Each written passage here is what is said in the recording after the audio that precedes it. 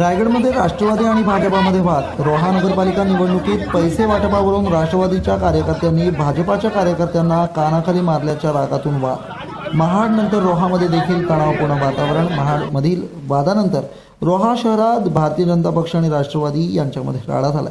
रायगडमधील नगरपालिका निवडणुकीच्या पार्श्वभूमीवर वादाची ठिणगी। उमेदवाराला मारहाण केल्याचा भाजपा कार्यकर्त्यांचा आरोप।